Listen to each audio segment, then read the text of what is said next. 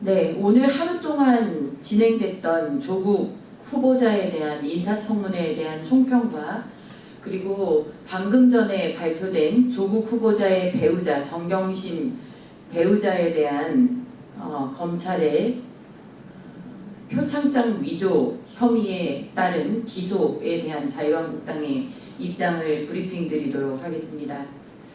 오늘 조국 후보자의 청문회는 한마디로 국민을 우롱하고 법 위에 군림하려는 오만방자함의 결정판이었다라고 보여집니다.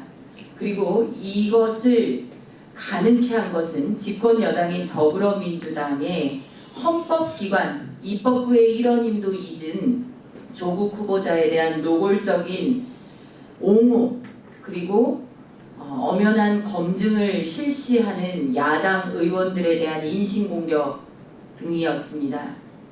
조국 후보자는 일관되게 모르쇠로 일관했습니다. 근거를 가지고 제기하는 야당 의원들의 인사 검증에 대해서 근거 없다, 근거 없이 사실 무근임만을 되풀이해서 주장했습니다. 자신과 상관없는 가족들의 문제다라고도 회피했습니다.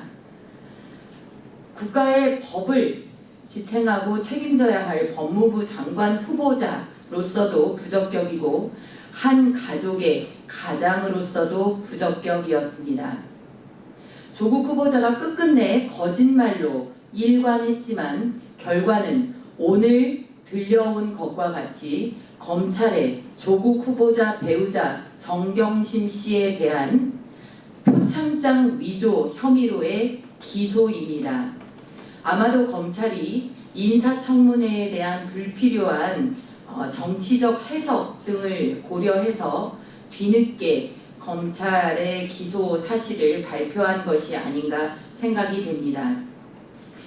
검찰을 지휘하는 법무부 장관이 수사를 받을 수 있는가? 그런 일이 벌어져서도 되는가? 이제는 여기서 한 걸음 더 나아가서 법무부 장관이 되겠다는 후보자의 배우자가 실제로 기소까지 되는 일이 벌어졌습니다. 이런데도 더 버티겠습니까? 이런데도 더 버티면서 국민의 눈과 귀를 괴롭히고 대한민국이 그동안 쌓아올린 법질서와 최소한의 상식마저도 허물어뜨리겠습니까? 오늘 조국 후보자는 끝끝내 사퇴에 대한 입장을 밝히지 않고 임명권자인 대통령에게로 그 책임을 미뤘습니다. 결단은 이제 대통령의 몫입니다. 지난 한 달 동안 국민들은 많이 실망하고 많이 아파했고 자괴감에 빠졌습니다. 이런 문재인 정권을 보면서 분노하고 또 분노했습니다. 문재인 대통령은 이제라도 결자 해지해야 합니다. 이렇게 말도 안 되는 공직 후보자를 그것도 법무부 장관 후보자로 올려놓은 것에 대해서 국민께 진정으로 사죄하고 지명 철회로서 이제는 이 잘못된 길을 끝내야 합니다.